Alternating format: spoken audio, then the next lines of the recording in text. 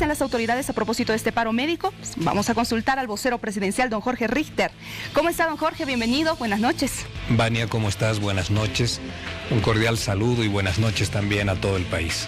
Don Jorge, el paro médico ha perjudicado a los bolivianos el día de hoy. ¿Qué evaluación se hace? Sin lugar a dudas que el paro médico es una acción deshumanizada y poco empática con las necesidades de protección y de cuidado que tiene hoy día la población en función de una pandemia y de una situación crítica y de angustia que vivimos los bolivianos desde hace mucho tiempo, y que hoy en día se está utilizando esto para poder conseguir algunos beneficios sectoriales. Es, por supuesto, una ofensa a la salud y un no estar comprometido con la salud de la ciudadanía. ¿Qué dice el presidente a propósito? ¿Van a convocarlos al diálogo o no? Ya se los ha convocado al diálogo.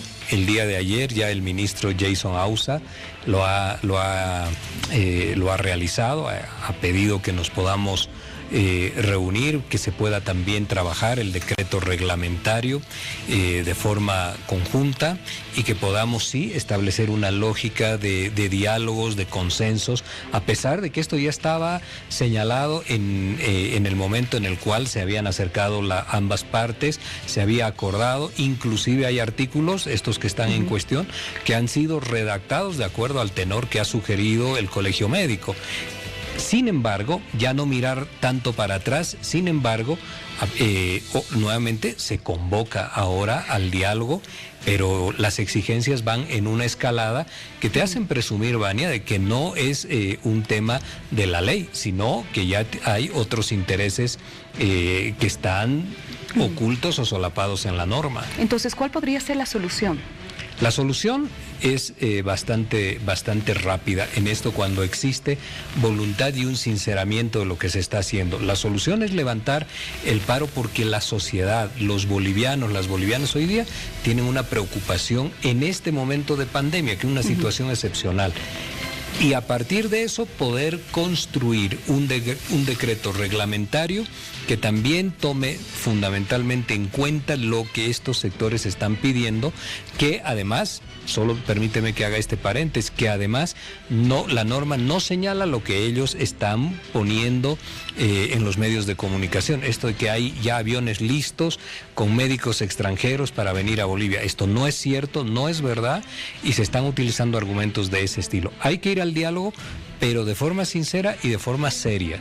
Abrogar no es posible. No es posible, Vania, eso no se considera, porque el país necesita primero una norma jurídica, un marco legal adecuado para un momento de excepcionalidad como es la pandemia. La pandemia es una crisis y esa crisis, para poder ser atendida rápida y diligentemente, necesita también ciertos procesos abreviados. Pero además hay algo, parte del plan Kovacs requiere una norma específica. El plan Kovacs está sujeto en normatividad a la ley de emergencia sanitaria. No tenemos ley de emergencia sanitaria como pide el Colegio Médico o sectores hoy día en paro, pues tampoco vamos a tener vacunas del plan Kovacs porque está encadenado a ello. Ahora, ¿ya hubo alguna respuesta del sector salud para reunirse con ustedes tal vez el fin de semana o no? El sector salud, más que mostrar una vocación de diálogo, que esto es lo que se esperaba desde la semana anterior, está tratando de escalar con amenazas cada vez de mayor gravedad y tensionando mucho más los temas. Ahora están hablando ya de que tenemos que abrogar completamente la ley, eso no es posible. Y también están hablando ya de que si llegamos a tocar a alguno de los médicos, ellos van a tomar otro tipo de acciones y están empezando a utilizar adjetivos contra el gobierno. Eso no ayuda a construir un escenario de diálogo y eso no muestra una voluntad real de diálogo, Vania. Bien, Jorge, hablemos del proceso de vacunación, este plan, por favor. ¿Quiénes se vacunan ahora? ¿Cuándo ya llegan las dosis? Esta semana que viene llegan las vacunas Sinopharm, que son las vacunas de China. Ahí tenemos 500.000 vacunas que tiene el país. Con ello, ¿qué vamos a realizar de acuerdo al plan de vacunación? La primera fase de vulnerabilidad incluye todo el sector médico, todos los trabajadores que están en la medicina, ya no solo en la primera línea, sino todo el sector médico. Suman alrededor de, son 203.000 con los nuevos contratos incluidos. Ya se han vacunado 10.000, ahí tenemos 193.000 personas que vamos a vacunar. 500.000 vacunas son 250.000 personas que se vacunan acá. Tenemos un sobrante de aproximadamente 60.000 vacunas más que vamos a empezar a vacunar a todas las personas con enfermedad de base. A propósito de las vacunas y todo lo que está pasando en la región, en Latinoamérica, en Perú, en Argentina, vacunación irregular. El viceministro ayer estuvo también con nosotros en Hora 23 y nos contó que algunas sedes no están haciendo la distribución correcta de las vacunas. ¿Quién controla? Hay algunas informaciones que han salido todavía de forma extraoficial, Vania, respecto de irregularidades en la vacunación. Irregularidades quiere decir persona que no está en la línea de vacunación inmediata, en lo que han sido estas primeras 10.000 dosis. Si esto ha ocurrido, ¿quién controla?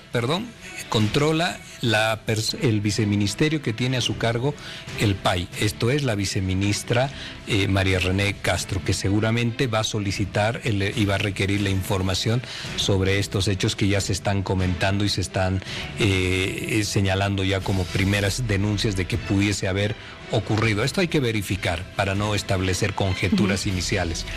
Pero estas irregularidades, por una orden expresa del presidente, son absolutamente inaceptables. No hay beneficiados particulares. No podemos en Bolivia tener esta situación como ha vivido el Perú, donde un grupo del entorno presidencial y un grupo privilegiado ha tenido acceso a la vacuna, dejando de lado a la población a la cual en orden cronológico le corresponde. Esto es absolutamente inaceptable y acá le tengo que transmitir ya un ánimo personalizado del presidente. No va a tener ninguna contemplación con estos hechos. ¿El gobierno podría iniciar acciones en contra de los directores de los sedes en caso de probarse esto? En caso de probarse, por supuesto que van a haber consecuencias, eso es lo que hay que señalar. Van a existir consecuencias porque esto es inadmisible.